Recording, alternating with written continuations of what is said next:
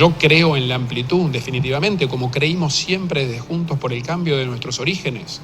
Acá necesitamos ampliarnos. Hoy se va a plantear, como ya se ha planteado el viernes, la posibilidad de la incorporación de Schiaretti, un sector del peronismo. ¿Quiénes son ellos para decir quién es Larreta o quién es Morales para salir a decir públicamente quién entra y quién no entra a Juntos por el Cambio? Si en este contexto se siguen peleando entre sí, siguen poniendo egos por encima de resultados, no sé cómo viene esta elección. Sé que necesitamos una alianza mayor. ¿Qué va a pasar cuando Macri previsiblemente diga no estoy de acuerdo con esta ampliación? ¿Por qué lo diría si siempre habló de ampliar el sector? La verdad que de las cosas que más me enorgullece es que haber trabajado con un espíritu federal como no se veía hace mucho tiempo en la Argentina. Y así hicimos muchas cosas con el gringo. Y yo lo respeto y trabajamos muy bien. Voy a decir algo de Mauricio que quizás no le guste a parte de la sociedad. Mauricio tiene un lado claro y un lado oscuro. Y el lado oscuro está jugando para que pierda Juntos por el Cambio. Horacio Rodríguez Larreta, no sé Gerardo Monreal, creo que también, venían planteando esto hace tiempo, decían. Pero sí, si son amigos de Massa, si son Massa, a ver, plantean siempre lo mismo. Juntos por el Cambio viene sometida desde hace 3 meses a una interna que cada vez está más dura entre Patricia y Horacio, por lo menos de parte de Patricia, que la veo con un poco de soberbia. Está complicada la cosa en Juntos. Hemos hecho un esfuerzo descomunal en Córdoba para vencer a Schiaretti y estamos muy preocupados por cualquier actitud o comentario que lleve a confusión. En Córdoba yo apoyo a Luis Juez. Y si no me equivoco, para el fin de esta semana voy a ir de vuelta a apoyar a Luis Juez. Una cosa no tiene que ver con la otra. Es gravísimo, ¿eh? Una profunda... Bueno... Tiene razón Bullrich. El 24 sos schiarettista y el 25 estás en contra de Yarlora. No entiendo. Bueno, discúlpenme, no lo logro entender. No. Esta era una reunión de los 4 partidos, los 3 fundantes, más el peronismo republicano que representa a Miguel Pichetto. No, yo no le pido permiso a nadie. Vengo a una reunión y supongo que si van a tomar una decisión de Córdoba, el candidato a gobernador por Córdoba, que soy yo, que no estoy pintado, tiene que por lo menos ser escuchado. Y si fracasó, nos seguimos en reunión. No me hacen un piquete a mí en mi casa. La decisión de incorporar a Schiaretti en Córdoba trae una complejidad en medio de la campaña electoral y nos genera una situación de extrema incomodidad. Bueno, entendieron como el tema, ellos han decidido pasar un cuarto intermedio y evaluar el planteo. Así que, bueno, entiendo que por lo pronto hemos logrado que hoy no se resolviera esa situación. Había ahí una mujer mandada, diciendo cosas del espacio. Eso espero que lo repudien, Patricia especialmente, que es la que manda a la gente. ¿Qué tal? ¿Cómo andan? ¿Qué dicen? Bienvenidas, bienvenidos a Desiguales, en vivo por la televisión pública. Hay, o por lo menos había, una mirada histórica, diría, o por lo menos de estos tiempos, respecto de cómo se analizaban las disputas internas de cada espacio político, ¿no? En general, si eran de un sector, se estaban comiendo el hígado, repartiendo órganos, básicamente, todo violento, muy difícil. Y del otro lado era una expresión de lo democrático, de las discusiones democráticas dentro de un frente. Bueno, parece que esa mirada cambió. Si prestan atención a los comentarios que en el informe de arranque hacían algunos referentes de la prensa hegemónica con muchísima preocupación por la lectura que el propio Morales hizo hoy en la reunión fallida, fracasada según él mismo lo planteó, en la sede de la Unión Cívica Radical.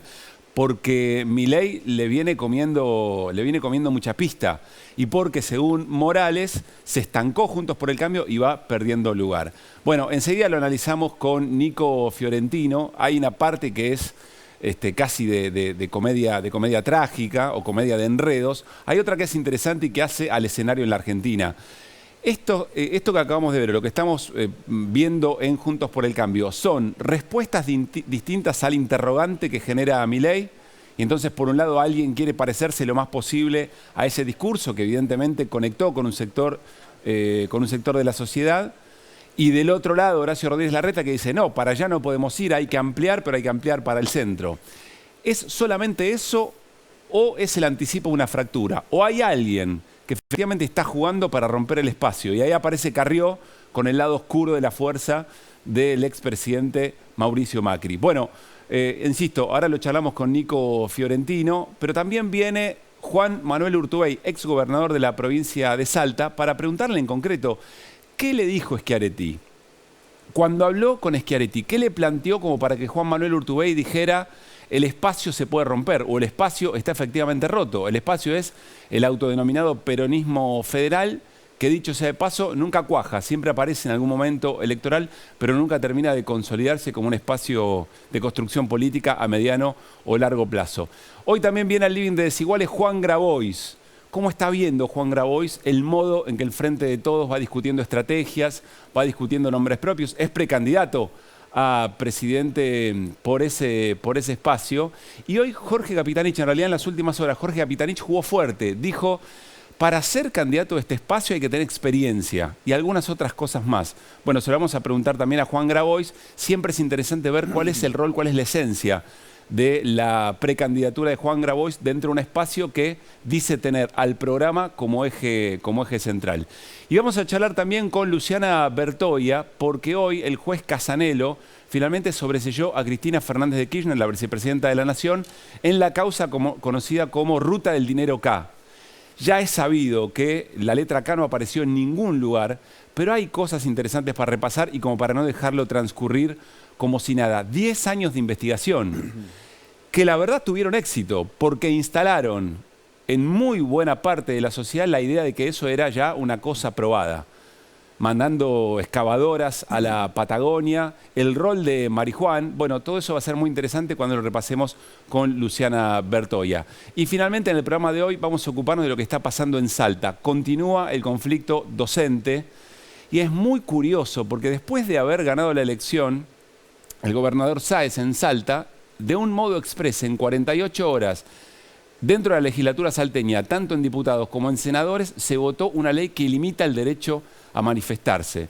Bueno, vamos a charlar también sobre ese tema. Me voy rápidamente al encuentro de Lu Bertoia y del felizmente regresado, Nico Fiorentino. ¿Qué dice Nico? ¿Cómo anda? Felizmente para vos.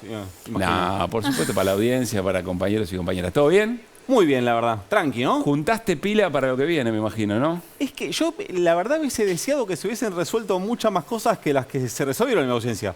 Nada. No, Nico. Dije, creo que sacando la candidatura de Jorge Macri y que la Corte volteó un candidato más, todo lo demás está más o menos... Pero que se veía venir, Pero todo eso se veía venir, claro. Es espectacular. Recién veía muy atentamente el informe que preparó la producción por lo de Juntos por el Cambio y lo vas escuchando y a mí me pasa algo. Y es que me parece que todos tienen razón. O todos tienen razones. Claro. En realidad.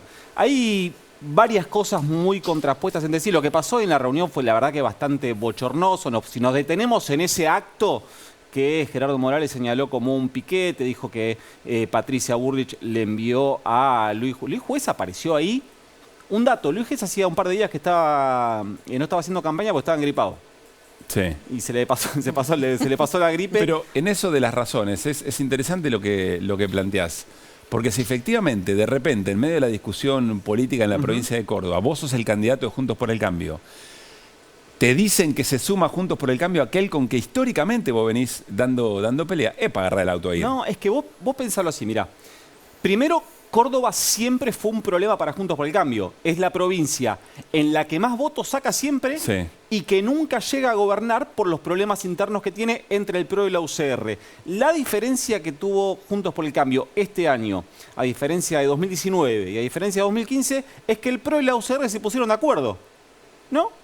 ¿Y qué pasó? Se pelearon a nivel nacional por un acuerdo con la provincia de Córdoba. Acá, mira, acá Dormir tendría que haberle pedido recuperar esta placa a nuestra producción. ¿Vos te acordás que yo hace meses, cuando se lanzó este acuerdo entre Schiaretti y Juan Manuel Urtubey, mostré unas placas de cómo le iba al PRO en Córdoba cuando competía solo, cuando competía contra el peronismo de primero de la Sota después de Schiaretti? Bueno, eso es fundamentalmente lo que está en juego. Por eso digo que todos tienen razones. Todos tienen razón, incluso cuando Patricia Bullrich dice Morales y Larreta son amigos de Massa, tiene razón.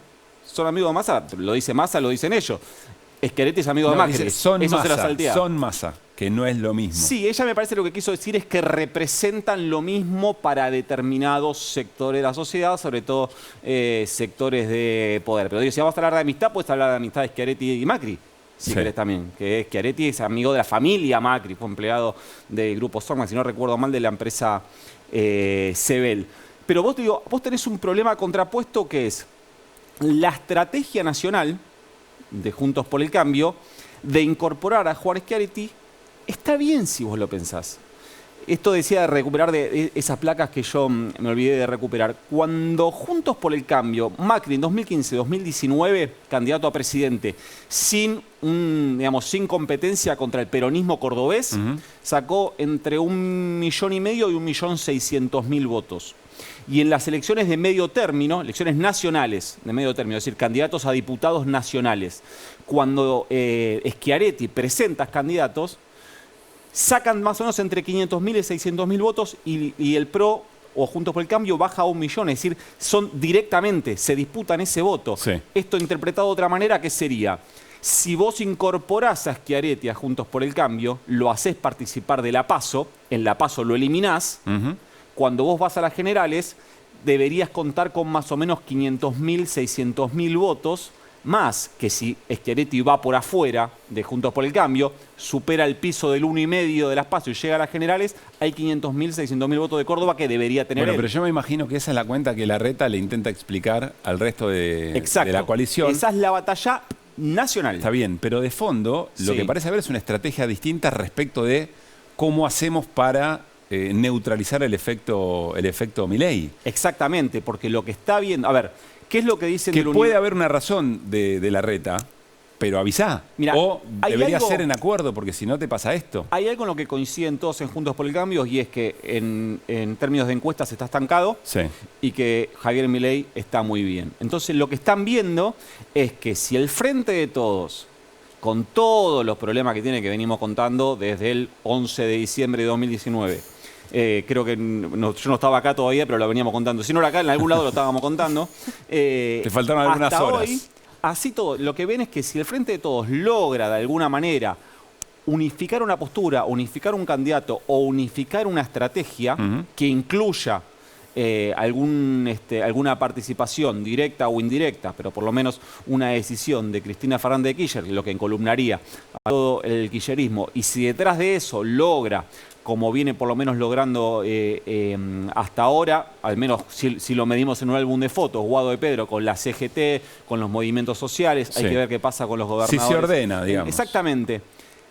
Llega a su piso histórico del 30% y eso lo posicionaría casi automáticamente en un balotaje. Entonces lo que está viendo, esto dicen, subrayo, del universo de Larreta, lo que ellos dicen es que, mira, si nosotros no metemos a Esper adentro y perdemos 2 o 3 puntitos con Esper, si no metemos a Schiaretti adentro y perdemos 1,5 puntos o 2 con Schiaretti afuera, son puntos que a nosotros nos ponen en serio riesgo de quedar afuera del balotaje. Pero ¿no le viene pasando esto a Larreta hace bastante, que está pensando todo el tiempo en una escena general, eventualmente en un balotaje, y se saltea la interna? Porque cada uno muestra el teatro que más le conviene. Porque ¿qué es lo que dice Patricia Bullrich? Dice, ese es un temor de Larreta, yo no lo tengo, porque si yo compito contra Milei, yo le gano. Porque hay muchos votos que si en las generales es Milei y Larreta, si irían a Milei, que si la candidata soy yo, vienen para mí. Entonces, por eso digo, algo de razón tienes todos. Pero fíjate, esa es la disputa a nivel nacional. Y después tiene que haber lo que pasa en la provincia, que es lo que decía Pablo recién. Vos, ¿de qué manera te sacás una foto con Schiaretti en la alianza cuando vos tenés a tus jugadores en campaña en la provincia de Córdoba diciendo, yo vengo a terminar con 24 años de hegemonía de Hacemos por Córdoba, que es el espacio que primero fue José Manuel de la Sota, después se intercalaron con Schiaretti, después quedó en manos de Schiaretti con el fallecimiento del gallego de la Sota. Y ahí es donde aparece la situación de las provincias. Creo que tenemos un comunicado que firmaron hoy los candidatos del PRO en Córdoba en un montón de distritos, dirigido directamente al presidente del partido, presidente que es Federico Angelini. Fíjate lo que dice al final de todo, si podemos mostrar un poquito más arriba. Dice, directamente le piden rechazar la incorporación de Juan Schiaretti al frente Juntos por el Cambio. Esto le pide Pro Córdoba. Esto le piden los candidatos del PRO de Córdoba a Federico Angelini previo a la reunión que tenían hoy en el comité de la UCR de la calle Alsina. O sea, Angelini llegó con este mandato de los candidatos de Córdoba. Y ahí es donde vos decís, bueno, pero él está bien en representación del PRO nacional, no del PRO de Córdoba. Entonces, y ahí de nuevo lo mismo. Angelini hoy dio una nota y dijo, bueno, desde el centro porteño nos quieren ordenar a nosotros o nos entorpecen los acuerdos provinciales. Ahora, ¿y si al PRO nacional le conviene incorporar a Schiaretti y al PRO de Córdoba no? ¿Qué haces con eso como presidente del partido? Y ahí es donde donde flaquea sobre todo el PRO a la hora de los órganos de decisión. Vos, el lunes 12, es decir, el lunes que viene, se junta la Convención Nacional de la UCR. Por más que Morales quiera incorporar a Schiaretti, por más que Mario Negri, presidente del bloque de diputados, no quiera incorporar a Schiaretti, de hecho te sumo un dato, durante la reunión que estaba teniendo Morales salió un comunicado de la UCR de Córdoba, casi directamente del partido, ordenándole a Morales que como presidente en esa reunión no habilite el ingreso de Schiaretti y además mandatando a los convencionales de la UCR de Córdoba. Esto lo voy a tratar de sintetizar. La UCR tiene un órgano que es la Convención Nacional, que es el equivalente al Congreso del PJ, se juntan todos, esa convención tiene representantes de las provincias. La UCR de Córdoba le dice a los convencionales nacionales de Córdoba que van a ir a la Convención Nacional del lunes que cuando haya que votar la incorporación de Schiaretti levanten la mano en contra. Es decir, situación muy parecida al PRO, a lo que pasa en el PRO. Pero vos tenés la UCR, tiene la Convención Nacional. Se van a juntar, van a decir, bueno, ¿cuántos votos a favor, cuántos votos en contra? Fin. La coalición cívica también tiene su órgano, que no recuerdo ahora cómo se llama, plenario federal. Se llama plenario federal de la coalición cívica, se van a juntar. ¿Vos sabés cómo resuelve el PRO sus alianzas? ¿Cómo? Esto es real, ¿eh? Hicieron un acuerdo en el cual cualquier incorporación necesita 2 firmas nada más. Una es la de Federico Angelini, en nombre de Patricia Bullrich, y el otro es el de Eduardo Machiavelli, secretario general del PRO, y uno de los armadores de Horacio Rodríguez Larreta. Es decir, tienen que ponerse de acuerdo Patricia Bullrich y Horacio Rodríguez Larreta. No estaría Hay más posibilidad de que yo sea el 9 de River el miércoles contra Fluminense que eso. Correcto. Estás bastante en lo cierto, sí. Aunque te tengo fe para el miércoles. Hace unos años tal vez. Entonces, acá donde vos tenés el problema entre el acuerdo provincial y el acuerdo nacional. ¿Cómo se resuelve eso? Y la pregunta es, ¿qué tiene que decir un documento para que Horacio Rodríguez Larreta y Patricia Bullrich le digan a sus jugadores, che, fírmenlo, estamos de acuerdo en eso? Vuelvo un segundito atrás. Ayer decíamos, Nico Lu, que la verdad es que el momento de la rosca, el momento de la discusión política hacia adentro de los frentes, hacia adentro de los partidos, con el funcionamiento de órganos que efectivamente de alguna manera lleven estas discusiones, es saludable, es muy interesante. Ha quedado tan despegada la política en general en estos años. Han hecho tanto, digámoslo así, han hecho tanto para que la política se despegue del interés de cierto sector de la sociedad, que la observación de esto es con pochoclo, cuando debería ser una observación interesante respecto de qué país están imaginando, no solamente en esta baldosa de la táctica electoral, qué país están imaginando para adelante. Porque esto después hay que pensarlo también en función de un resultado electoral. Juntos por el Cambio entendió que ya no es más un ser casi cercano, que la cosa es solamente contra el kirchnerismo, entiende que hay un emergente político como... Otra amenaza. Claro, otra amenaza que algunos dentro... Hoy Morales dijo, si Milei llega a gobernar este país es un desastre, es una catástrofe, dijo. Más allá de la subjetividad política de cada quien respecto de Morales. Pero hay un sector de Juntos por el Cambio que está observando un país y otro está observando otro posible, además de las apetencias personales. Esto es lo que a mí me parece interesante, más allá de los dimes y diretes, que insisto, para con pochoclo va bien, me parece que siguen generando distancia. Pero en el fondo hay una discusión interesante. Hay un punto ahí y es que Juntos por el Cambio nunca reeditó los hilos que lo atan. Es decir, cuando Juntos por el Cambio nace en 2015, vos ves esa foto, ves esa estrategia desde el punto de vista político y decís, bueno, ahí tenían razones para reunirse porque venían de una elección en la que había ganado Cristina con el 54% de los votos y el segundo había sido Hermes Wiener, que si no recuerdo mal, no sé si había sacado 15, 16, lejísimo.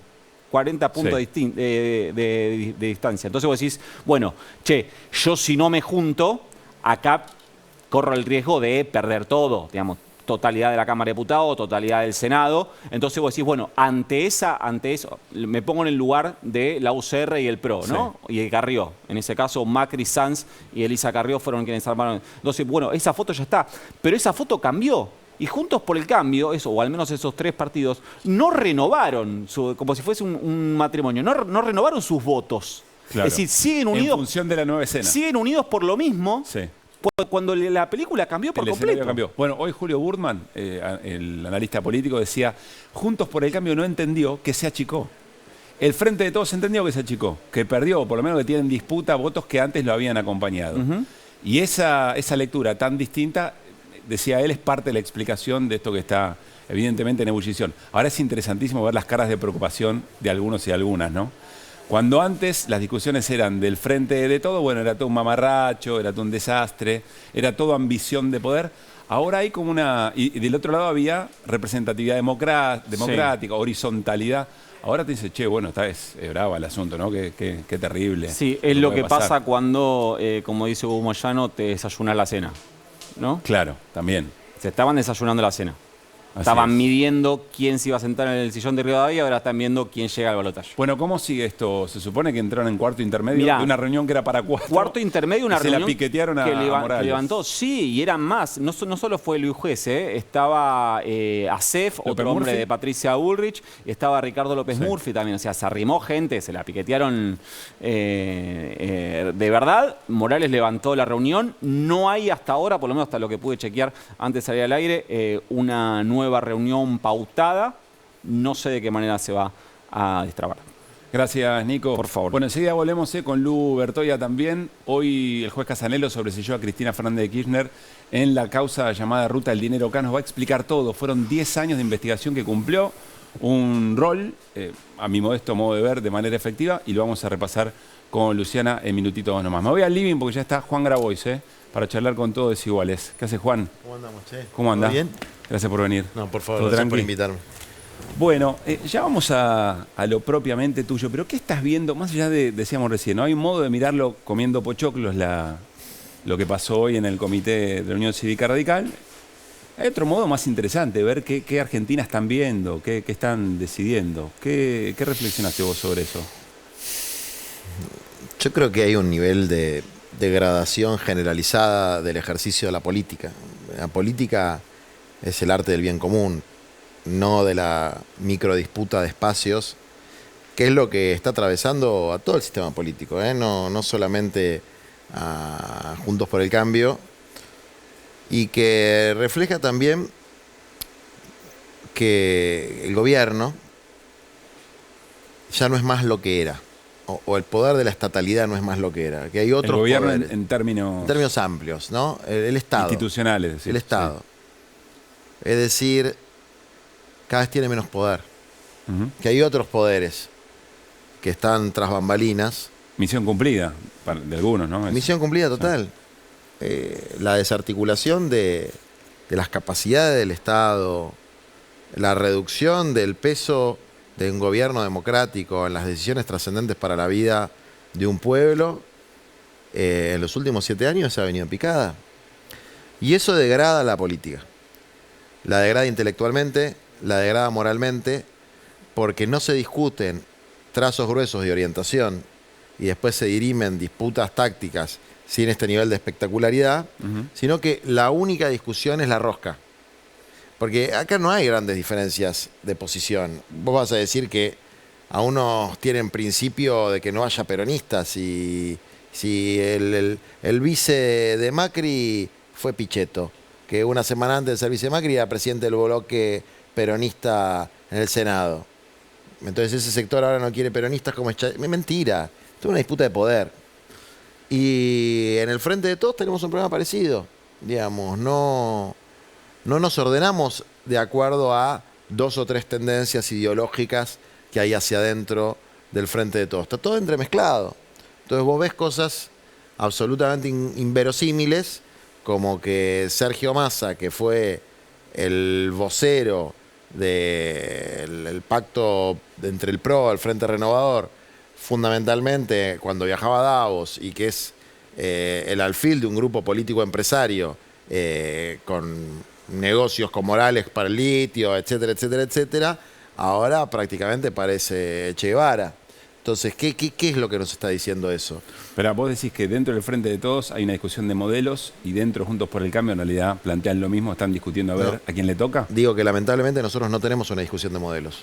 Si tuviéramos una discusión de modelos, habría un modelo que tiene más que ver con lo que históricamente planteó Cristina, donde Massa no entra, porque Cristina cuando dice vocación de colonia, y yo la verdad que no le conozco mucha más vocación de colonia que hacer con Massa a poca gente. Pero ahí entonces, el ¿por movimiento, qué hay una...? Pero el movimiento más largo, Sí. me interesa eso, el movimiento más largo, ¿no lo hace Massa hacia un espacio que tiene un imaginario determinado? Más allá de los matices, o más allá de las profundidades, o del rol del conflicto y el rol de los consensos. El recorrido más largo, ¿no lo hace Massa desde donde estaba hacia? Vos decís como desde la UCD hacia el guevarismo revolucionario. Sí, o del frente, de lo que era el Frente Renovador hasta hace poco. ¿Sabés cómo se llama eso? Panquequismo.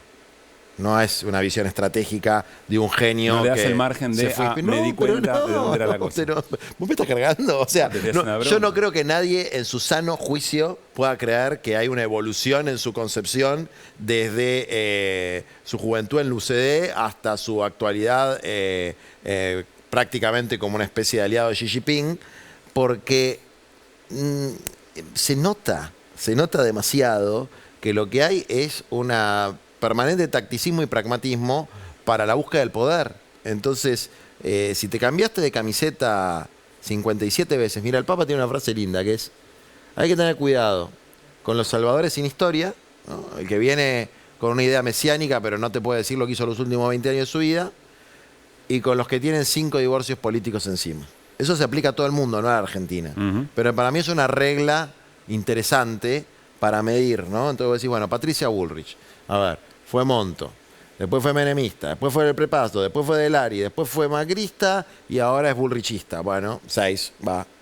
Massa, UCD, no sé qué cosa, Frente Renovador, anti-kirchnerista, ultra-kirchnerista. Vos decís, en un momento más lúcido de la política, las trayectorias deberían pesar mucho más de Pero lo que la coherencia, por lo menos de los últimos 10 años, como la jubilación, viste que te cuentan los últimos 10 años. Lo que valen son los últimos 10. Claro, vamos a decir, bueno, prescribieron los pecados de juventud. Estamos de acuerdo.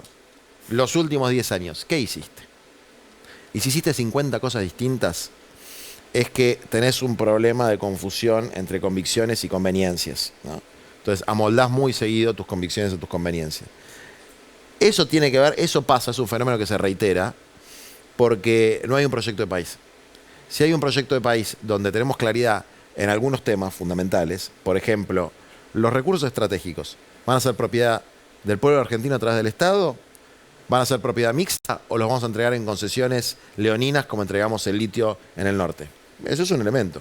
Bueno, nosotros decimos de piso y PF, 51% propiedad pública, para el litio, las tierras raras, todo tipo de hidrocarburos, la riqueza ictícola, etcétera. Mínimo 51%. De hecho, ustedes proponen sacarlo del Código de Minería. Sí, hay que sacarlo del Código de Minería ya.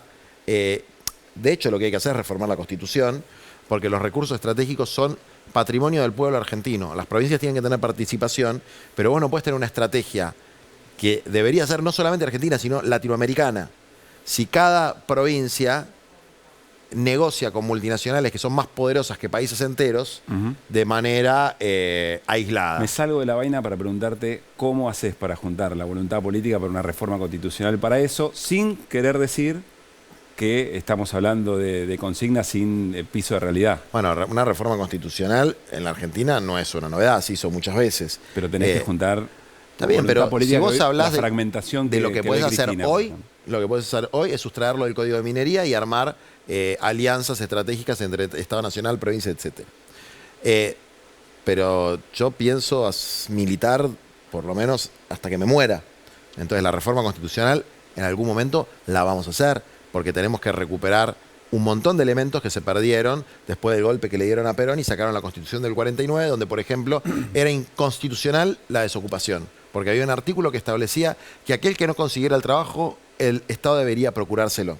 Y ahora, como está tan de moda para los macristas decir que vamos a terminar con la intermediación de Juan Grabois y los movimientos sociales, como que me tienen medio de punto. Ahora vamos a ir a eso. Decirles, bueno, a ver, muchachos, estamos de acuerdo. Volvamos a Perón. Perón decía, aquel que no pueda conseguir un trabajo por sus propios medios, el Estado se lo tiene que garantizar. Firmo.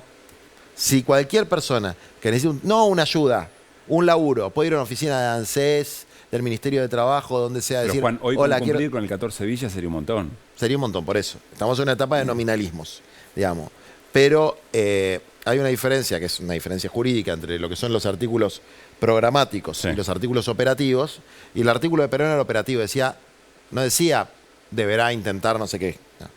La gente que no puede conseguir un laburo va, dice, y el Estado se lo tiene que dar. Es así el derecho humano a trabajar. Se terminó todo el problema de la intermediación, de la ayuda social, de los planeros. Usted necesita laburo, el Estado se lo tiene que dar. No es muy complicada la cuestión. Con todas las cosas que hay que hacer en la Argentina. Reforestar, urbanizar los barrios. ¿Cómo que no se puede hacer? Desde luego que se puede hacer. ¿Sentís que esa es la esencia y el rol de tu precandidatura en el marco de la campaña? Es decir, tironear lo más posible el límite, el posibilismo o lo que hoy se cree que es posible hacer. Eso, a ver, es el rol de nuestra militancia, que es que el imaginario de nuestra generación no sea que podamos bajar la pobreza de 42 a 38. Que el imaginario de nuestra generación no sea que en vez de pagarle en 10 cuotas al fondo le podamos pagar en 12. Que el imaginario de nuestra generación no sea que en vez de que se te caiga el techo de la escuela a pedazos, que no se te caiga pero que la educación sea chota. Es decir, plantear un horizonte, por lo menos con una dimensión heroica de la militancia, en el sentido de que las cosas hay que cambiarlas con lucha y que eso tiene que redundar en un país donde seamos socialmente iguales y humanamente desiguales, como dice el título del programa. Nico. Juan, quiero decirte primero que entre Caruso y yo debe haber muy pocos periodistas que militen más contra el artículo 124 de la Constitución, así que llegaste a buena casa. Estás en el lugar, bien, estás en el lugar correcto. Pero no, me quería detener en algo de lo que decías antes respecto a la presentación que hacías de Massa. ¿Por qué crees que si Massa representa eso, se ganó la confianza de Cristina o de mínima en la interna del Frente de Todos patea para el mismo arco de Cristina o Cristina lo tiene en su equipo? Bueno, hay cosas que hay que preguntárselas a Cristina. Yo puedo hacer una hipótesis. Guzmán le renuncia a Cristina en medio de un discurso y genera una crisis muy, muy jodida. Una crisis jodida. Tuvimos problemas serios. Parecía que se iba todo a desjoraca. Asume Batakis y trata de maquillarse un poco, una buena mina de ProMarket. Entonces hace un discurso a la derecha de Guzmán. Más quilombo todavía, porque no te cree nadie. Mejor decir, che, vamos a enfrentar esto. Bueno. Entonces pusieron al señor que quería la embajada. Y el señor que quería la embajada dio una señal de autoridad. Parecía que estaba ordenando la cosa. Y de hecho, mantiene esa imagen de que él garantiza cierta estabilidad en la Argentina. Lo que por ahí no se cuenta dentro de esa estabilidad, que es una estabilidad donde no se puede comprar leche, ni pan, ni carne, ni verduras, ¿no? Pero mantiene una cierta estabilidad o una sensación de estabilidad, de alguna manera pateando los vencimientos para adelante. El swap con China, que es una buena cosa, bien hecho, lo del swap con China, bien hecho Massa, Máximo, etcétera, pero el swap, ¿qué es? Un préstamo. Te están prestando para cuando importes cosas de China, no tener que pagarla en el momento en dólares, entonces te quedan los dólares. Bueno, pan para hoy, hambre para mañana. Entiendo que hay que garantizar el pan para hoy, O sea, hasta ahí no tengo ningún problema. Entonces, si vos me decís, bueno, el tipo genera una sensación de estabilidad, puede controlar algunas variables, etcétera, y hasta ahí está bien. Ahora, de eso a que después sea el hegemón del Frente de Todos, del peronismo, del sector nacional popular latinoamericanista, conmigo no cuenten. Tengo dos preguntas ahí. Una, cuando Cristina dice, che, no agarre el bastón de mariscal para pegarle en la cabeza al otro, ¿no sentís que en algún punto te está hablando vos? ¿Cuántas veces te hicieron esta pregunta, Juan? No tengo la menor duda de que en gran parte me está hablando a mí y hago un gran esfuerzo para por lo menos no usarlo tanto. Segundo punto respecto a lo mismo. pero si me cuesta. Si la escena es tan... Lo que pasa es que Cristina dijo a los compañeros, y para mí Massa no es un compañero, es un aliado táctico. Interpretación libre. Es un aliado táctico. No, es un aliado táctico. Y Perón decía, el aliado táctico es el enemigo estratégico. Es un aliado táctico. ¿Lo necesitamos para ganar la elección? Sí, lo necesitamos para ganar la elección. Que sea presidente, pero con la primera que se la va a agarrar es con Cristina. Así como yo la banco a muerte a Cristina en serio, piense ella lo que piense, yo sé que el encantador de serpientes nos va a hacer daño. Entonces lo voy a combatir, no para que se vaya de la alianza, sino para que no sea que le hegemonice. O por lo menos que compita. Si compite no hay ningún problema. Misma pregunta, punto B. Si la escena es tan delicada y lo sigue siendo, ¿no sentís que son críticas que efectivamente pueden neutralizar aquello que Massa vino a hacer, que es contener y que no te lleven puesto?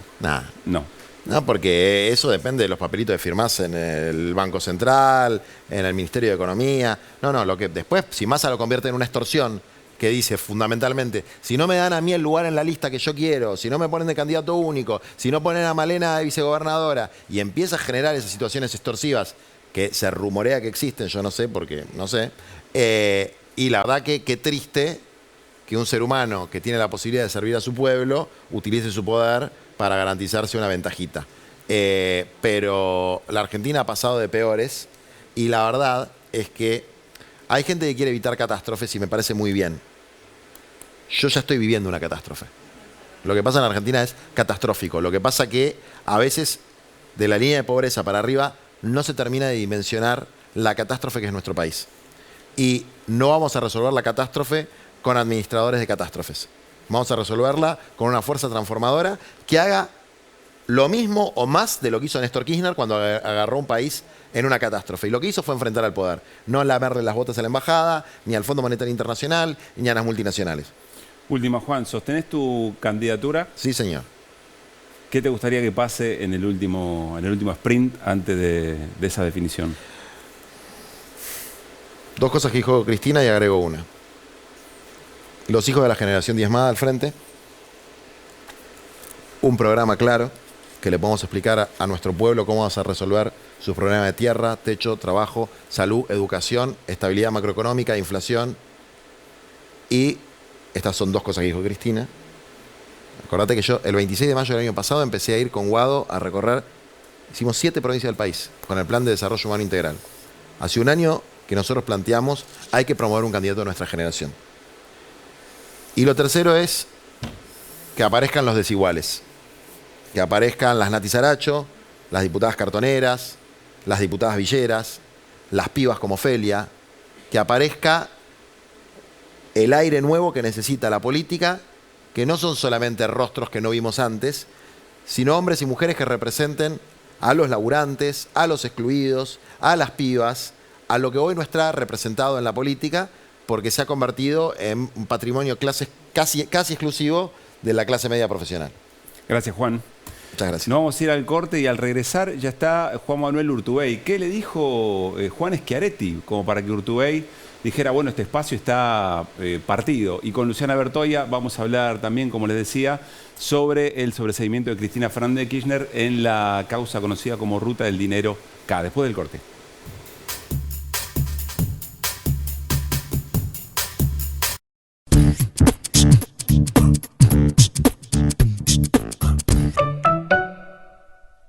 Adrián Mercado presenta Argentina Mining 2023, Santa Cruz, el evento premium del sector minero argentino. Santa Cruz, la provincia argentina con mayor cantidad de minas en producción y la mayor exportadora de minerales del país. Del 14 al 16 de junio, Río Gallegos, Santa Cruz. Invita Adrián Mercado.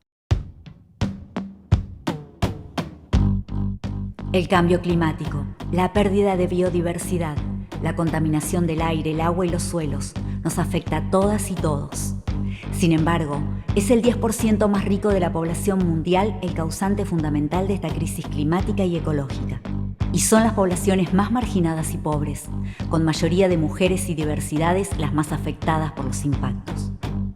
Frenemos con la injusticia ambiental. Los daños que le hacemos al planeta son irreversibles. 5 de junio, Día Mundial del Medio Ambiente.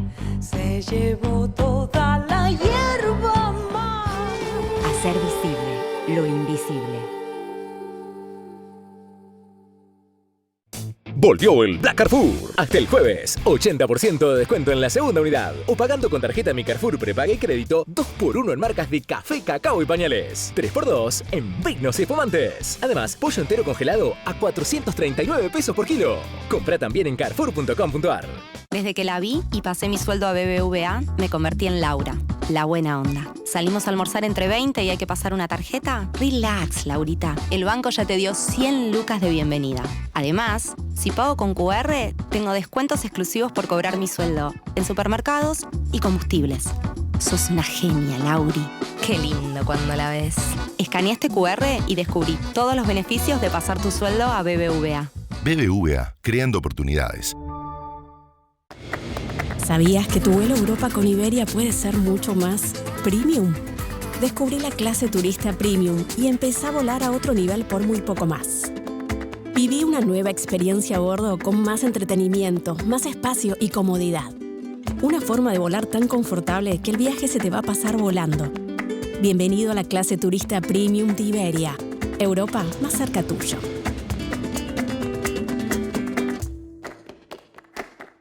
Estar orgulloso de papá es parte de tu mundo. Este es él pidiéndole a la inteligencia artificial que le cuente chistes. Y acá, haciendo su primer artelate viendo un tutorial. ¡Apa! Llegó el otoño. Este Día del Padre, hacele el mejor regalo con grandes descuentos y muchas cuotas. Musimundo, parte de tu mundo.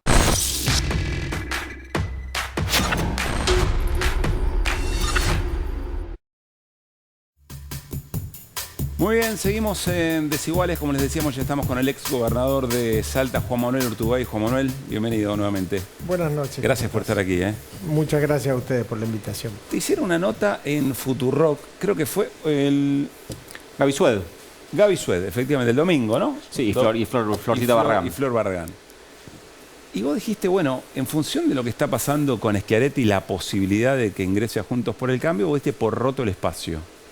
¿Qué es lo que te planteó Schiaretti antes de que explotara todo esto? En definitiva, nosotros planteamos la necesidad de generar una opción de representación para los argentinos que no quieren la continuidad de este gobierno y no quieren el gobierno anterior, no quieren volver al gobierno anterior. Hoy, el argentino que no está conforme con este gobierno y que no quiere volver a Juntos por el Cambio, nosotros planteamos una opción que no obligue a esa gente a tener que saltar a un frente como el de Milei, por ejemplo, porque no está de acuerdo ni con uno ni con otro. Nosotros planteamos la necesidad de encontrar un canal de expresión para esos argentinos que aparte están buscando un modelo de país distinto. Lo hablamos alguna vez, una Argentina parada sobre el desarrollo, sobre la producción, una mirada distinta. Eso no es Juntos por el Cambio. Claramente no es. Porque si no ya eso lo estaría representando ese sector y nosotros no tendremos razón de ser, ¿no? Pero entonces, ¿cuál es la motivación a tu criterio o lo que pudiste conversar con Juan Schiaretti para hacer esta movida? Que vamos a ver qué pasa, le metieron un problema tremendo Juntos por el Cambio, ¿no? Es esa vieja práctica que en la Argentina se viene haciendo hace tiempo, que yo creo que hay que cambiar, de amontonarse todos en contra para que otro no gane. Eso que se hizo en la Argentina hace tiempo que se viene haciendo, es una mala costumbre que lo único que hace es achicar la calidad de la representación política en la Argentina. ¿Por qué? Porque si nosotros seguimos votando para que otro no gane, en definitiva, ¿a dónde está la representación? Y eso, yo la única justificación que encuentro es eso, porque decir, bueno, está bien, juntar a todo el mundo en contra de quién. Yo quiero juntar a la mayor cantidad de argentinos detrás de un proyecto común, a favor de la Argentina, no en contra de otro. Lo hice toda mi vida fue igual. Alguna vez lo conversamos, siempre he planteado eso y no pienso cambiar mi opinión, ¿no? ¿Quiénes conforman el espacio? ¿En qué situación quedó el espacio? ¿Quiénes lo conforman? ¿Cuál va a ser la representación electoral a esta hora? Ahora estamos en una etapa de evaluación de daños, a fuerza de ser honesto. ¿Por qué? Porque se está reconfigurando el espacio. Claramente hemos construido un espacio común sobre una premisa diferente a la de ir detrás de Juntos para el Cambio. Bueno, hoy estamos justamente conversando, esto no es una acción individual, sino es la política, es una acción colectiva. Bueno, voy a conversar con los dirigentes de nuestro espacio a ver cuál es el camino a tomar, ¿no? Sí, dale, Nico. No, Juan, quería preguntarte respecto, si bien no es una, como vos decís, no es una situación individual, sino colectiva, el peso que tenía en el espacio el gobernador de Córdoba es un peso relativo propio, o al mi entender más o menos importante. La pregunta es si cuando decidieron o cuando anunciaron este acuerdo con Schiaretti, si en ese momento se había hablado de la posibilidad o no de un acuerdo conjuntos por el cambio, y si en estas últimas horas tuviste una conversación. Si tuviste una conversación antes y si tuviste una ahora respecto a este nuevo escenario. Justamente la premisa de la construcción del espacio era plantear una opción para aquellos argentinos que no quieren ir a Juntos por el Cambio y no eran parte del Frente de Todos. Pero sobre todo en una lógica conceptual. La vez pasada conversamos que uno de los problemas centrales para mí de la Argentina es que se está discutiendo sobre nombres propios o sobre nombres de partidos y no sobre ideas de país. La Argentina lamentablemente se ha convertido en una mesa de dinero. Esto es una financiera.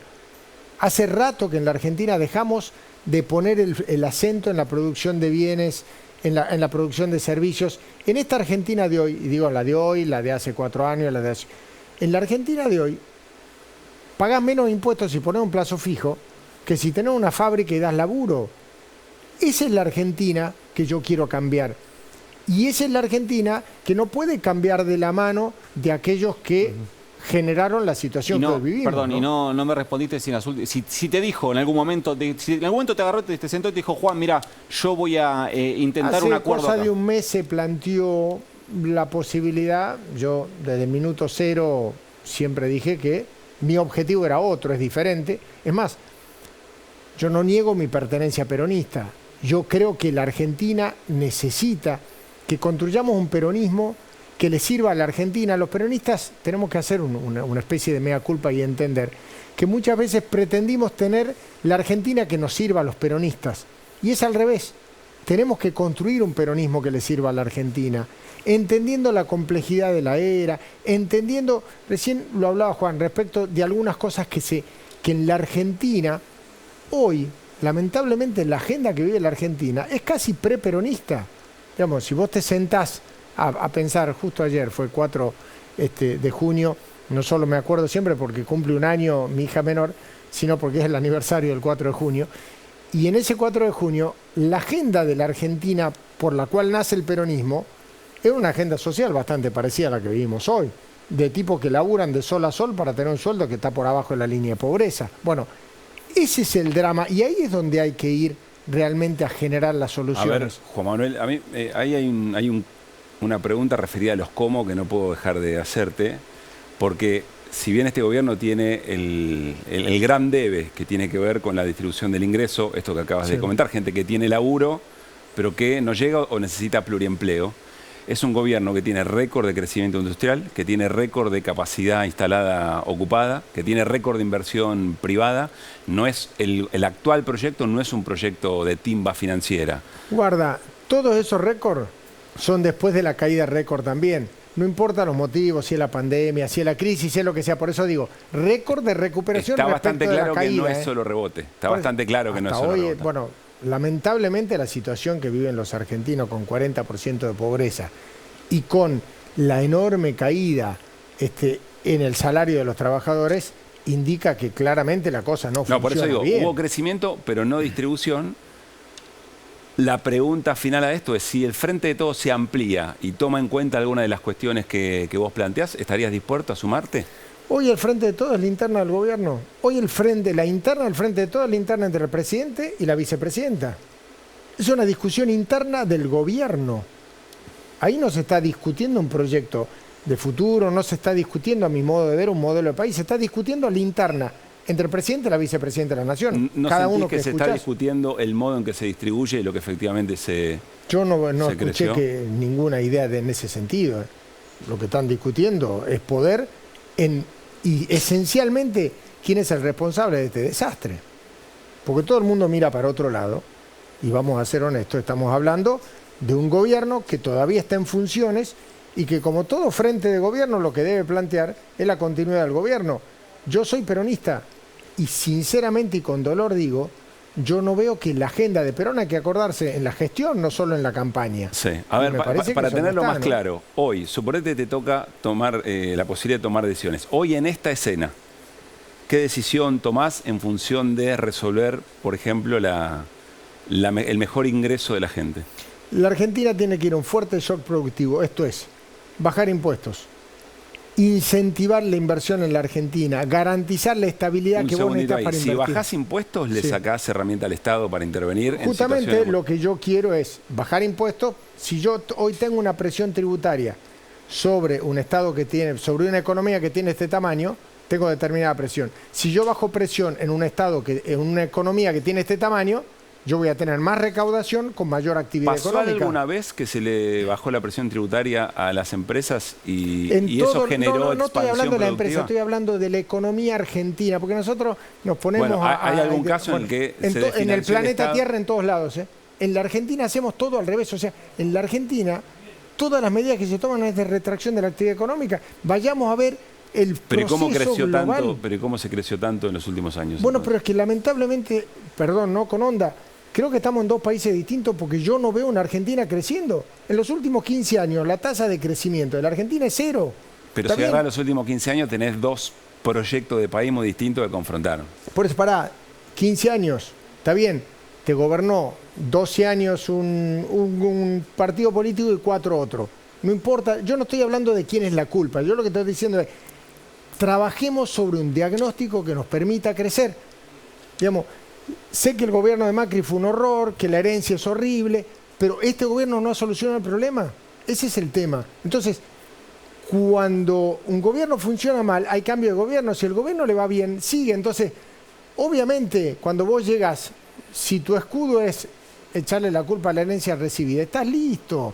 Porque si no hubiese herencia recibida, vos nunca ganás, porque sigue el que está, o su propio equipo político. Entonces, yo no estoy en la cuestión de quién es el culpable. Yo lo que estoy planteando es cuál es el modelo de desarrollo que a mí me va a permitir crecer y apreciar el salario de los trabajadores. ¿De qué manera lo voy a lograr? Y para mí, la receta que está siguiendo este gobierno no funciona. ¿Fue peor la del gobierno anterior? Sí, fue peor. Bueno, yo lo que estoy buscando es algo que no sea menos peor. Yo estoy buscando algo que cambie la historia en términos de ampliación productiva, bajás impuestos. Definitivamente bajás impuestos, y respecto eliminás retenciones. ¿Qué hace? ¿Eliminás retenciones? Eliminás retenciones, claramente, porque eso te sube los precios al cielo. Mira, en la Argentina y en administración peronista, particularmente Juan Domingo Perón, vos tenías cupos para que crezca la industria cárnica. Y en el resto vos crecías. ¿Había retenciones? No había. La historia es más viejo que la escarapela. Bueno, pero el cupo, vos tenés, mi industria cárnica tiene pensado crecer tanto en los próximos 10 años. Cupifico como hacemos en la Argentina, o sea, y como hacen todos los países del mundo. Lo que pasa es que en la Argentina nosotros estamos retrayendo la actividad. Si vos realmente le soltás la pata de la cabeza a los sectores que te pueden generar valor agregado, economía del conocimiento, el propio complejo agroalimentario, hemos reprimarizado nuestras exportaciones. Pero en la experiencia reciente, cuando como vos decís, se le sacó la pata del Estado encima a las unidades productivas, a la producción económica, etcétera. ¿Qué ocurrió? ¿Mejoró la distribución? ¿Creció la economía? No se le sacó nunca la pata de la cabeza nunca. Y bueno, en la expresión, el gobierno de Mauricio Macri retiró... Pero es que ese no es un planteo. Una cosa es... Se sacaron impuestos, se sacaron las retenciones. Pero no hubo un modelo de desarrollo en la Argentina. Acá se viene castigando el agregado de valor. En la Argentina no es una cuestión de... para mí el fenómeno económico esperable no es el de la administración de Macri, tampoco es esta. Por eso digo... El mundo, la historia de la humanidad es más grande que Macri y este gobierno. O sea, no, creo lo que pasa es que de dónde venimos. No, por eso, pero es que no volvamos. El drama de la Argentina, pensemos en los últimos 40 años. Salvo algunos honrosos, cortitos periodos de tiempo, venimos haciendo todo sistemáticamente mal. Entonces, ¿qué es lo que digo? Hagamos algo distinto. Pongamos nuestro parámetro en lo que vamos a hacer para adelante, no en lo que se hizo atrás. Porque si no, seguimos dando vuelta. Combatir la inflación con retracción económica es más viejo que la escarapela. ¿Cuándo ha funcionado en la Argentina? Nunca. Nunca. Entonces, ¿qué es lo que hay que hacer? Regla básica de la economía. Acelerar la producción de bienes. A mayor oferta de bienes, más presión de oferta que de demanda, bajan los precios. ¿O no es así? ¿Lo probamos alguna vez en la Argentina? Nunca. ¿Por qué? Sí, una regla básica de la economía. Porque en general nunca aumentaron la producción de productos, sino que aumentó fue el margen de Por eso ganancia de digo, las pero empresas. es que esa es otra historia. Yo lo que estoy, no quiero que ganen más o menos plata. Yo lo que quiero es que se produzca más. La economía se ordena por incentivo, no por castigo. Entonces, incentivar no hay malos la ni producción. buenos, hay intereses. Por eso, entonces, uno de los temas centrales. Nosotros en la Argentina venimos incentivando la reprimarización de la economía sistemáticamente. ¿Por qué? Somos uno de los pocos países del mundo y en la región el único que castiga, digamos, que te pone sobre imposición en la reinversión de ganancias. Somos el único. Veamos qué pasa con Brasil, qué pasa con Paraguay, qué pasa con Bolivia, qué pasa con Perú, con los países de la región. En este momento, ¿cuál es la representación de peronismo federal? ¿Cuál es la representación concreta? ¿Son grupos de gobernadores? ¿Son dirigentes peronistas que no están dentro del frente de todos? ¿Cómo lo caracterizas? Es peronismo que lo que busca es una agenda diferente. Yo no voy a andar discutiendo el peronómetro con otros, yo soy más peronista que otro, pero claramente somos dirigentes peronistas que queremos plantear una agenda diferente a la que hoy está planteando el gobierno. Tenés que construir músculo político, tenés que construir, tenés que tenemos ampliar. que trabajar eso. ¿Con quién te sentarías a hablar que hoy no estás hablando? Yo afortunadamente hablo con todos, y con todos de verdad sin exclusiones. Yo no... De ahí a qué, una cosa es hablar y de otra cosa es construir, que es lo que hablábamos recién de Juntos por el Cambio. Sí. Hablo, tengo el enorme respeto y hasta soy amigo de dirigentes Juntos por el Cambio. No significa que vaya a ser un frente electoral con ellos. Ahora, Juan... Yo sé que en la Argentina vamos a tener que construir gobiernos de coalición entre todos, no importa los partidos políticos, pero cada uno de su identidad y con sus principios y sus convicciones, Juan, modelo de país. Leí el fin de semana en un portal, no lo voy a citar porque si la información no era correcta, es lo que te iba a preguntar, pero importante, muy importante, que recogía una valoración muy positiva que hiciste vos de la figura de Eduardo Guado de Pedro y decía que esta semana podías compartir algún evento con él. ¿Eso va a pasar? No, evento no, porque yo no tengo función, o sea... Sí, él comparte eventos con gobernador y todo, yo ya no tengo ninguna función pública, pero sí tengo buena relación con Guado, tengo buen concepto de él, pero claro, vuelvo a decir lo que decía, es el ministro del Interior de un gobierno que está haciendo las cosas totalmente diferentes a lo que yo creo que hay que hacer. Y si quiero llevarte a un terreno hipotético, si llegases a un balotaje entre un candidato o candidata de Juntos por el Cambio y un candidato o candidata al Frente de Todos, ¿qué boleta pone en la urna Juan Manuel Urtubey? Mira, yo quiero ser claro, trabajo para poner la mía. A mí me encanta votarme a mí mismo y voy a laburar para eso. Cualquier persona que va a competir en un proceso electoral, si de movida te dice, y cuando pierda hago tal cosa, digo, flaco, tachá la doble general y no te presente. Obvio. Juan Manuel, gracias por haber venido. A ustedes, por favor. Bien, nos vamos al encuentro de nuestra compañera Luciana Bertoia. Los saludo a Juan Manuel como corresponde, gracias. Lu, bueno, ya venimos con Lu Bertoia, perdón, porque nos vamos a ir a la provincia de Salta. Les decíamos, conflicto docente muy, pero muy bravo, que tiene ya varias semanas, por no decir un tiempo más. Tuvo escenas de fuerte represión, de docentes encarcelados, y después en el medio tuvo una decisión muy polémica del gobernador Sáenz, que tiene que ver con, a través de la legislatura, limitar el derecho a la protesta, a la movilización.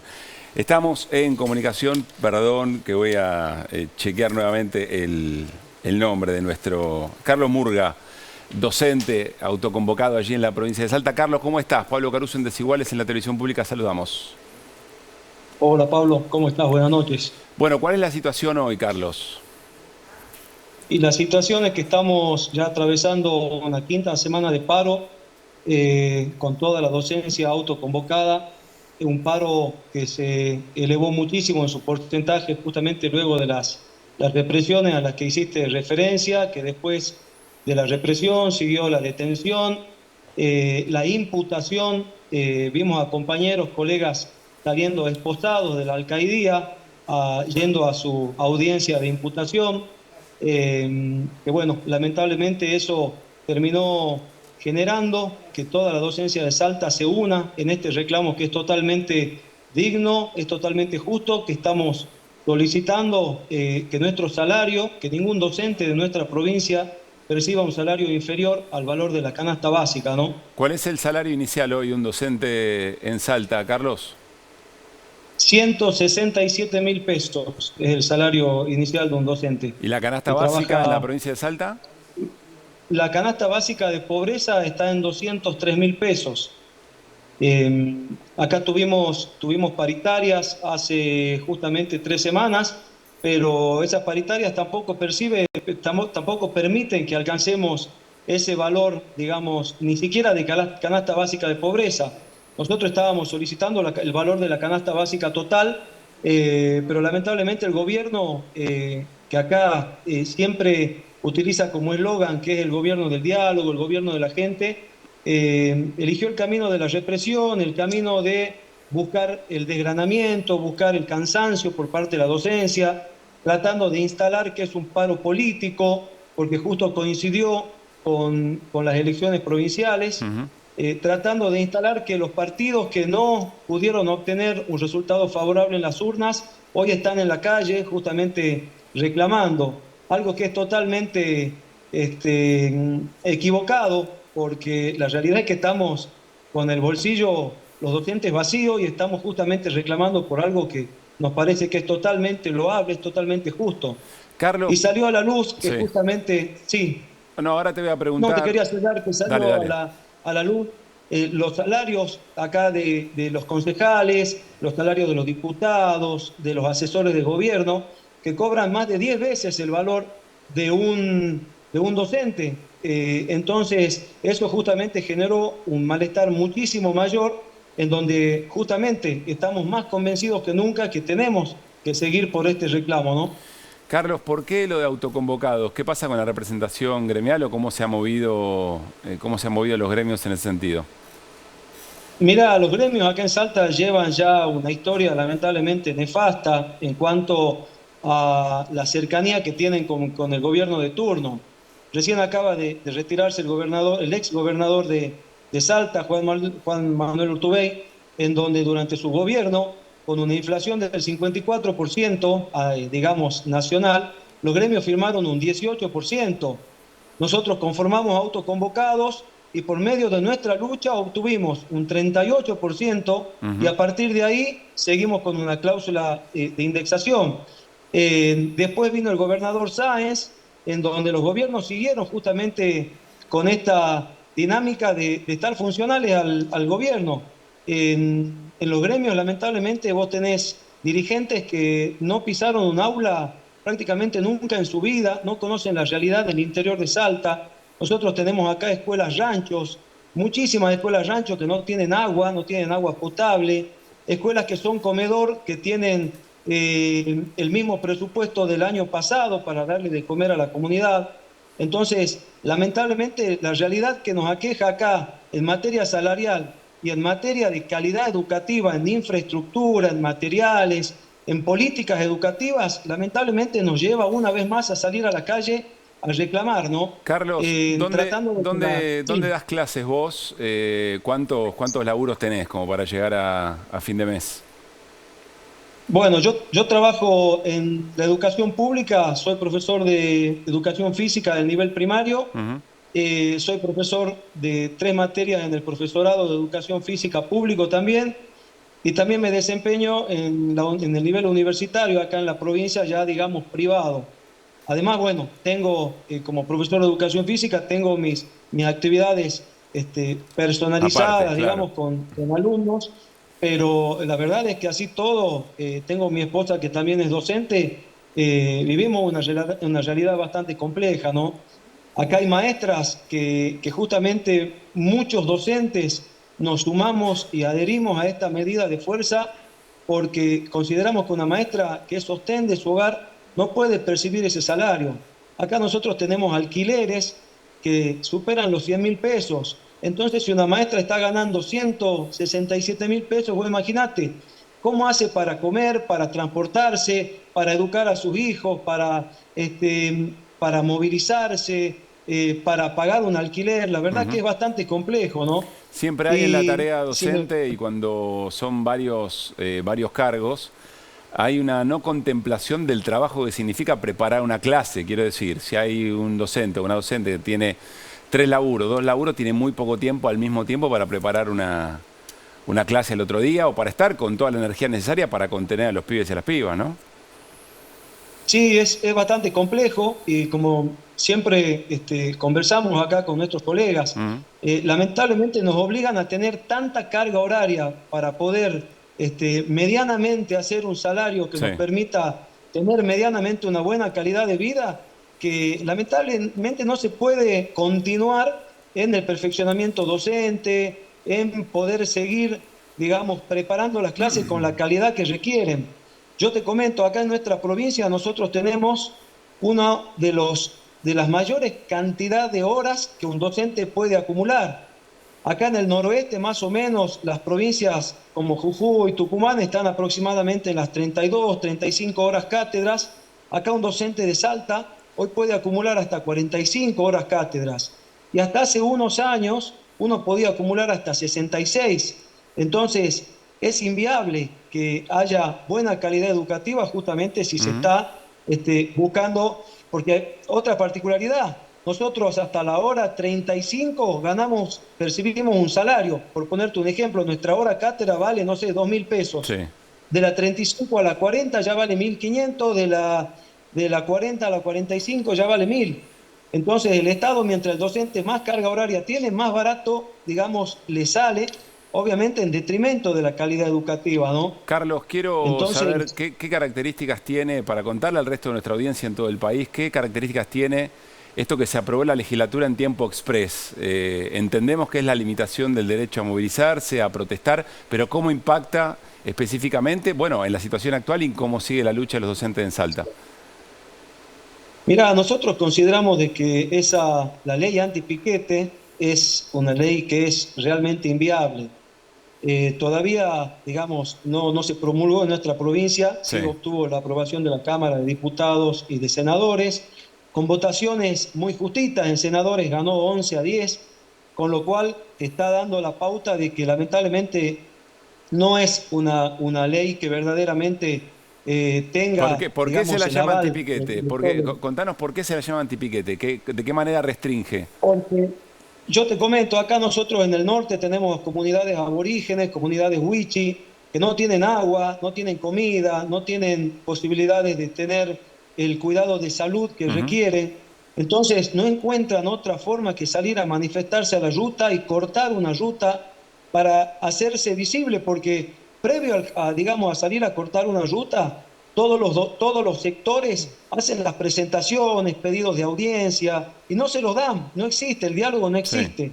Entonces, lamentablemente, no queda otra opción que salir a manifestarse, a tratar de mostrar el descontento, a llamar la atención, para que el gobierno diga, a ver, bueno, vengan para acá, nos sentemos, ¿qué necesitan?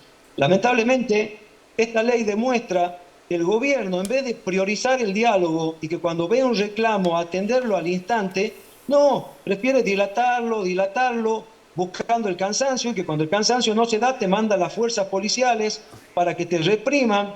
Después que te mandan las fuerzas policiales, te mandan el Poder Judicial con juezas, como la jueza Ada Zunino, que fue quien justamente acá en nuestra provincia tuvo que pagar el precio de la segunda represión, porque hubo dos represiones. El 25 de mayo hubo la represión con detenciones de policías masculinos a maestras. Después trataron de instalar que la mitad de los detenidos no eran docentes. Entonces, creemos que justamente el problema es este. Es que en vez de buscar el diálogo, buscar el consenso, buscar atender a la sociedad que es parte justamente de nuestra provincia, eligen el camino de mirar para el costado y si me estás molestando te mando a la policía. Carlos, aquí Luciana Bertoia tiene una consulta sobre esto. ¿Lu? ¿Qué tal? Buenas noches. Sí. Carlos, no sé si sabés o si están evaluando alguna presentación en algún ámbito internacional, porque siempre que hay una limitación al derecho a la libertad de expresión, se recurre, ¿no? Sí, mira, en primer momento se hizo la denuncia acá a nivel provincial y como, digamos, la jueza supuestamente detuvo a los docentes que se estaban manifestando en una ruta nacional, se procedió justamente también a la justicia federal para que también intervenga. Estamos a la espera de ver qué sucede con esto, Y sí, obviamente que tenemos que buscar todos los medios de poder verdaderamente hacer respetar nuestros derechos, porque en un Estado democrático, que un sector de trabajadores como somos los docentes, como es el personal de salud está de paro justamente junto con el sector docente, con los mismos salarios que tenemos nosotros, que vaya la policía a reprimir y que una jueza salga a justificar esa represión, realmente es inviable, ¿no? No lo podemos tolerar en un Estado democrático, ¿no? Una democracia que lamentablemente acá en nuestra provincia está como muy empañada, porque un poder ejecutivo que es dueño del poder judicial y del poder legislativo y que encima es dueño de los medios de comunicación, lamentablemente me parece que de democracia no tiene absolutamente nada. Carlos, por eso es que nosotros, sí. Dale, cerrá. Sí, te escucho. Sí, no, cerrá la idea. No, quería pedirte que, bueno, creemos que a nivel nacional necesitamos el apoyo de toda la comunidad educativa. Muchas provincias se hicieron eco de nuestros reclamos, salieron con medidas de fuerza y con paros también, de manera autoconvocada. Lamentablemente CETERA no sacó un comunicado, no sacó un paro nacional, en 2 represiones, una realizada el 23 de mayo y otra realizada el 25 de mayo, un día patrio. Así que yo insto, por favor, a la dirigencia de CETERA que se sume a este reclamo, que averigüe bien cuál es la situación que se está viviendo en nuestra provincia y que realmente podamos salir con las medidas de fuerza que es necesario. Carlos, gracias por este contacto y seguimos de cerca el conflicto, claro. Muchísimas gracias a ustedes por socializar este conflicto y por adherirse a nuestra lucha. Bien, seguimos en Desiguales. Nos vamos ahora sí con Lu Bertoia. 10 años de la causa de la ruta del dinero acá. Finalmente hoy el juez Casanelo sobreseyó a Cristina Fernández de Kirchner. 10 años y un cachito más porque empezó ahí el 13 de abril de 2013. Sí. Es una causa que, bueno, como vos decías, tiene muchas particularidades, pero sobre todo que la llamamos de la misma manera que se tituló un informe, el programa de Jorge Lanata, ¿no? Que se emitió ahí el 13 de abril. El nombre, o sea, es bautizado, la investigación es bautizada en un estudio de televisión. Exactamente. Bueno, y además siguió todo el ritmo que tiene que ver con los medios de comunicación. Acordate que en una época se instaló que el juez Casanelo era el Tortuga Casanelo, ¿no? Porque no avanzaba de acuerdo a los intereses de un grupo de medios. Lo que pasó hoy es que el juez Casanelo, en una resolución muy cortita de 3 páginas, dice, bueno, yo la verdad es que si el fiscal no acusa, está diciendo no tiene elementos, yo no tengo causa, ¿sí? Entonces, esto es el ABC del derecho penal, ¿no? Acá lo que se cayó con el dictamen del 24 de mayo que hemos comentado en el programa del fiscal Guillermo Marijuán es la causa contra Cristina Fernández de Kirchner, ¿no? En estos 10 años, lo que dice Marijuán es, yo no encontré elementos que a mí me permitieran acreditar que Cristina Fernández de Kirchner participó en maniobras de lavado de dinero. En esta causa había como 2 ideas fuerza, que podemos decir. Por un lado, decían, bueno, Lázaro Báez sacaba plata del país porque en realidad estaba funcionando de testaferro de Cristina Fernández de Kirchner. Y la otra idea era, Lázaro Báez está sacando plata del país porque lo que quiere hacer es lavar el dinero que proviene de la obra pública de Santa Cruz, que consigue con la ayuda de Cristina Fernández de Kirchner. En la hipótesis estaban conectadas las causas, digamos. Esas son las 2 hipótesis con las cuales Marijuán avanzó durante 10 años, ¿no? En los últimos días, después de que Marijuán dice, bueno, yo la verdad es que no encontré más elementos, él lo que trata de alguna manera es de justificar que mantuvo 10 años abierto un expediente justamente sin encontrar evidencias y dice, bueno, para mí lo que está acreditado es un vínculo estrecho entre Cristina Fernández de Kirchner y Lázaro Báez. Esto mediáticamente se trató de instalar como que en realidad habían sostenido 372 llamadas entre Cristina y Lázaro Báez. Esto no es así. Marijuán ordena hacer un peritaje entre 2010 y 2013 y analizan 84 números ligados a los entornos de Cristina y de Lázaro Báez. Entre Cristina y Lázaro Báez solamente detectan 4 comunicaciones. Y no sabemos si es entre Cristina y Lázaro Báez porque son líneas que estaban a nombre de o eran usadas por... Claro. ¿No? Esto como para desmitificar un poco lo que se viene conociendo. Pero cuando se queda así la acusación del fiscal, el juez Casanelo dice, bueno, le voy a preguntar a los otros acusadores que intervienen en la causa, ¿no? Una es la FIP y la otra es la UIF. La FIP le contesta, mire, yo el año pasado ya le dije que no tenía medidas para proponer, así que cierre. Y la UIF le dice... Ya no hay más nada para hacer, Marijuán, le dijo la FIP. No, claro, no, le dijo a Casanelo, cierre. Y en ese interín, ¿no? Cuando ya la causa se está cerrando, aprovecha una ONG conformada por exfuncionarios macristas, que se llama Bases Republicanas, y va y se presenta y dice, yo quiero ser querellante. Y además quiero que decreten la nulidad del dictamen de Marijuán. ¿Quiénes integran esta ONG Bases Republicanas? Que si ustedes entran a la web van a leer que lo que quieren es ponerle un freno al populismo. ¿No? Esto es lo que dice. Esa es su definición programática, digamos. Bueno, la referente es Jimena de la Torre. Jimena de la Torre por ahí no le suena tanto, pero es una integrante del Consejo de la Magistratura por el Estamento de los Abogados y durante el macrismo fue la número 2 justamente de la FIP. Quien firma esta presentación que se hace ante el juez Casanelo es Valeria Viola, que es abogada y fue funcionaria del Ministerio del Interior durante el macrismo. Otro de los integrantes de Bases Republicanas es Pablo Clusellas, exsecretario de Legal y Técnica de Mauricio Macri, un personaje muy importante, ¿no? Incluso mencionado en la mesa judicial del macrismo. O sea, hacen una presentación para desacreditar todo lo que Marijuán estaba diciendo respecto de lo que no había encontrado en la causa. Si vos te presentás como... Lo que pasa ahora con el sobreseimiento que dicta Casanelo es que no hay quien lo vaya a apelar. Esto va a quedar firme. Entonces, ellos querían ser tenidos como querellantes. Igual van a ir a la Cámara como pretenso querellante para ver si se pueden meter por la ventana. La van a seguir para sostener el proceso contra Cristina Fernández de Kirchner. ¿A qué Cámara? Perdón, seré curioso. La Cámara Federal Porteña, integrada, ¿sabes qué? Es la Sala 2, o sea, Irurzun, Fara y Boico, que bueno, no puede intervenir porque fue abogado de Cristina, así que creo que debe intervenir Llorens. Apellidos conocidos, ¿no? Sí, bueno, y la Cámara Federal en esta causa jugó un rol clave porque en 3 oportunidades le dijo a Casanelo, llámela, indáguela. ¿No? Le pedían la historia de Cristina. Sí, claro, Casanelo decía, yo no tengo elementos para indagar a Cristina. Y en la última resolución de 2018 que saca la Cámara le dice, pero ya le dije 3 veces que la tiene que indagar, así que indáguela. ¿No? Estas son un poco las particularidades que tiene esta causa.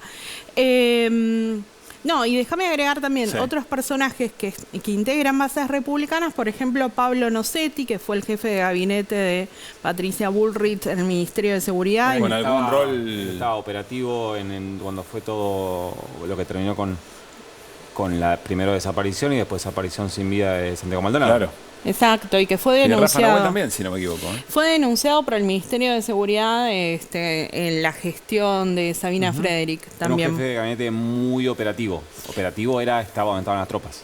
Sí, claro, estaba ahí. Bueno, esta gente es la que se está metiendo y también se metió en otra causa, también de Cristina, que es la de las pensiones. Si puede cobrar 2 pensiones, fue ahí a la Cámara Federal a la Cámara de la Seguridad Social y le dijo, ¿Y se mete en muchas otras causas? No. ¿De otra gente, parece ejemplo? que es el fuero anti-Cristina. Muy bien. Bueno, esto por un lado. Y después lo que habíamos marcado es también un poco las particularidades que tuvo este expediente, que como decíamos, empezó a moverse en abril de 2013. Arranca con esta investigación del programa de la Nata, con las declaraciones de Federico Eláscar y Leonardo Fariña, ¿no? Bueno, se inicia ahí en ese momento. Ustedes recuerden que además mucha gente joven y no lo recordará, pero esta causa también dio pie para todo el episodio de Campagnoli. ¿Te acordás que él empezó a investigar? Claro, sí. Porque ahí lo que se había dado es que Campagnol investigaba por un lado sin tener competencia federal, Marijuán investigaba por el otro, Marijuán estaba de licencia, investigaba otro fiscal. Bueno, todo un despelote. Que también marcó un poco el pulso político entre 2013 y 2014. No tiene que pasar inadvertido, ¿no? Cuando efectivamente confesó Barrio Nuevo en un programa de televisión que lo había guardado varios meses a El Ascar. Bueno, y que le estaban convenciendo de que declare según determinado guión. Exactamente, en Animales Sueltos, Sí. Barrio Nuevo cuenta que él lo tuvo guardado desde noviembre de 2012 hasta abril de 2013, cuando se graba el programa, porque bueno, lo que querían era que diera algún nombre, particularmente o Cristina, o Lázaro Báez, que hasta o lo que Fantino fuera. le parece un montón y le dice, che, estás al aire, ¿no? Sí. Ya le parecía como bueno, como guardar una muchísimo. persona es un problemita. Bien. Después recordemos que esta causa también, ¿en qué momento se enfoca contra Cristina Fernández de Kirchner? En el año 2016, cuando va y declara Leonardo Fariña y dice, ¿sabe qué, señor juez Casanelo? A mí, yo estaba una vez y viene Lázaro Báez y me dijo, vengo de ver a la jefa. Y la jefa me preguntó si yo estaba sacando plata del país porque le había avisado a la Embajada de Estados Unidos. Rarísimo. Eso dice Fariña. Eso dice Declara Fariña. Y eso lo que hace es detonar una serie de presentaciones de la Oficina Anticorrupción de Laura Alonso, de la UIF, de Mariano Federici, para pedir la indagatoria de Cristina, que es lo que después termina forzando la Cámara Federal. Sí. Bueno, y la UIF jugó un rol impresionante en esta causa. Es la Unidad de Información Financiera. Sí, digamos que es un organismo de inteligencia. Sí. Lo que tenemos que decir es que aporta siempre información de inteligencia que funcionan como indicios, ¿no? Lo que nos enteramos el otro día, el viernes sin ir más lejos, es que la UIF incluso salía en el helicóptero con el fiscal Marijuán a buscar, por ejemplo, si habían removido tierra en el sur. Si te parece, lo escuchamos. Sí, claro. Cuando él hablaba con usted dice que habló muchas veces. ¿Él qué decía? ¿Estaba convencido de las pruebas? ¿Estaba convencido de ir adelante contra Cristina? Pero por supuesto, ustedes lo recordarán en el helicóptero sentado al lado de mi ex compañera de gestión, de María Eugenia Talerico, recorriendo el sur, buscando las pruebas. Hasta hace muy poco, miren, hasta el año pasado él se opuso a un pedido de sobreseimiento que hicieron las defensas el año pasado y pidió que se siguiera investigando porque sabía que, digamos, había muchos elementos de prueba que se podían profundizar. Ustedes lo recordarán en el helicóptero recorriendo el sur, buscando las pruebas. Claro, acá en esta conversación lo que se quería demostrar era que efectivamente algo había pasado con Marijuán que cambiaba, que dejaba de lado su convicción. Habla de los PBI enterrados en la Patagonia, ¿no? Sí, claro. Entre otras cosas, sí. Sí, estaban buscando eso, pero claramente ahí hay como una cierta cercanía entre el Ministerio Público Fiscal y un organismo que depende del Ejecutivo, Recién ¿no? teníamos en el wall, ahí está la foto, ese es Marijuán. Y ella es María Eugenia Talerico. ¿Qué rol cumplía? La segunda de la UIF. Era la segunda de la UIF, es una abogada muy cercana, o bueno, una de las referentes del Colegio de Abogados de la Ciudad de Buenos Aires. Y estaban bajando en helicóptero en tierras patagónicas para el operativo en búsqueda del tesoro, digamos. Y esta causa tuvo además otra particularidad, que es que en algún momento en el año 2019 aparece una abogada, Florencia Guijo, que termina contando que ella había guionado a Fariña, que ella dice, le di una clase magistral de cómo funcionaba el Estado. En un momento que Fariña se declaraba encima, básicamente. Bueno, Fariña siempre iba a declarar con papeles, y esto incluso aparece en resoluciones del juez Casanelo, porque digamos que no es muy común que vos vayas a declarar con un papel. ¿Vale ir con apuntes? No vale. No vale, porque además él era un imputado ahí. Claro. No es que... Bueno, ella dice, a mí me contactó una persona del nombre de Raúl Copes que tenía algún tipo de vinculación con la Agencia Federal de Inteligencia, y ahí está toda esta vertiente que indicaría que Fariña fue guionado desde un sector de los servicios de inteligencia. ¿No? Lo coacharon. Esto hay que decir de esta manera. Y hay otro rol que juega la AFI, sí, que es toda la maniobra para sacarse de encima a Casanelo, ¿no? Esto, como fue con 2 testigos falsos que decían que lo habían visto a Casanelo en la Quinta de Olivos a finales de 2015, y esto dio lugar a una serie de planteos para apartarlo de la causa, porque básicamente él decía, no tengo nada contra Cristina, no la puedo llamar indagatoria, no la puedo procesar, no la puedo mandar a juicio, no la puedo detener. Entonces había que sacarse de encima al juez. Que en el indignómetro, o el indignómetro funcionaba distinto respecto a aquellos que habían visitado a otro presidente para hacer deporte. 15 veces, cosas, ¿no? 16 veces. Bueno, Casanelo era falso, los testigos reconocieron que mintieron, fueron condenados por falso testimonio agravado por uno de los jueces que condenó a Cristina, o sea, Andrés Basso.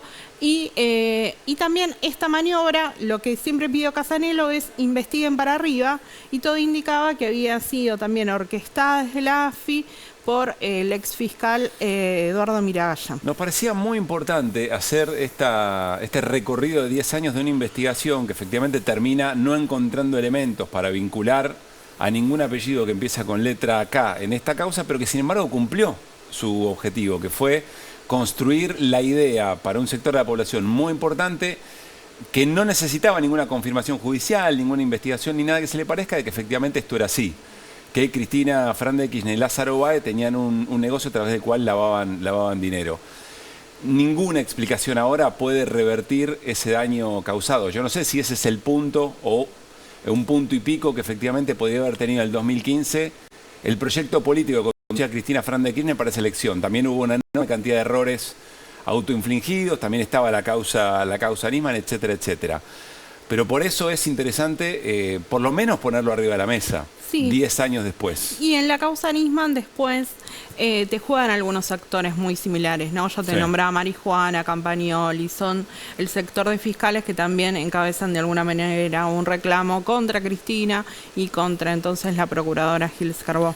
Nos vamos al corte en Desiguales, volvemos y más información.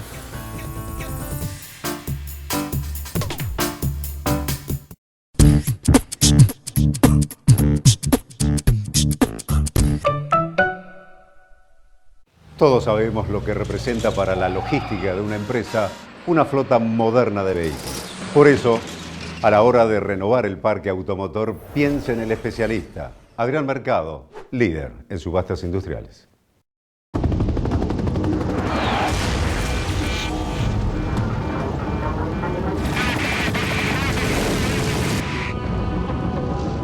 ¡Cabral! ¡Sí, mi capitán! Es el tercer helicóptero que perdemos en 2 días. ¿Dónde están? Voy a observation. La guerra es un lugar entre la vida y la muerte. Nadie está muerto ni vivo del todo.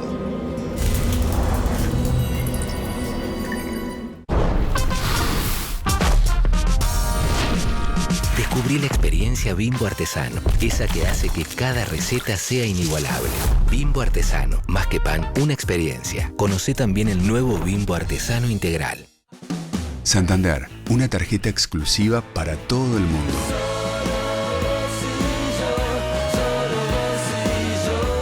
Pedí la tuya. Pedí la del Santander. Tiene que ver en qué sociedad vivimos, cuál es la época. Yo arranqué a los 17 y paré a los 30.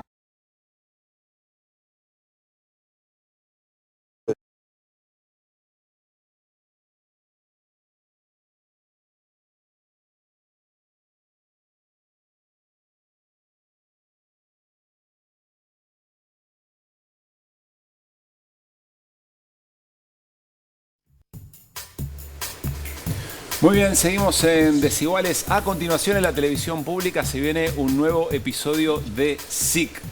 Y en este caso, el rescate de la adicción a la recuperación, modelos de intervención para adicciones y consumos problemáticos. Sabemos que las adicciones y los consumos afectan a la persona adicta y también a todo su entorno. No es un padecimiento en solitario, ni mucho menos.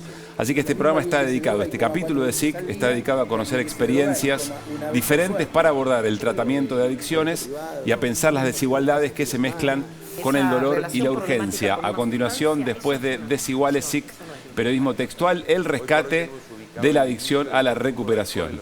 Bueno, se nos viene una semana en la que todo parece, Nico, que se va a acelerar y en medio de eso cae la reunión de gobernadores, ¿no? Hay dos hechos muy importantes que se van a dar de acá el fin de semana. Para mí hay uno que se está minimizando. El primero es la reunión de gobernadores del miércoles en el CFI, acá en el centro. Hay 12 confirmados. Yo creo que van a terminar siendo tal vez un poco más.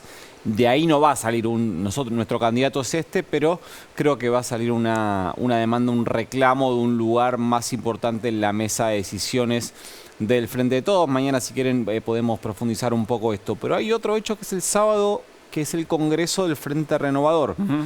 Que donde también se está empezando a pelotear un documento donde el masismo lejos está de amenazar con una posible ruptura, una salida del Frente de Todos, pero lo mismo o algo muy parecido a los gobernadores es, no somos el socio mayoritario, lo tenemos claro, ahora tampoco somos el cuarto espacio, el tercero, para posicionarse lógicamente de cara a lo que inmediatamente va a ser unos días después. Eso va a ser el sábado 10, creo que sí, 10 de junio, si no recuerdo mal. El 14 tenés presentación de alianzas, para eso va a estar todo bien, las alianzas se van a presentar, pero 10 días después tenés las candidaturas. Claro. No se piensa más en el masismo, creo yo, con Massa como candidato, pero sí van a empezar a reclamar lugares, sobre todo en tensión más que con el cristianismo, con el albertismo. ¿Por sí o por no? ¿Es seria la posibilidad de que le cambien el sello, el nombre de Frente de Todos? Es algo que se está discutiendo, pero a mí me parece que ni es lo más importante ahora, ni es lo que está en la mesa de discusión seriamente. Nos vamos, mañana volvemos 9 de la noche en la televisión pública para ser Desiguales. Pasen bien.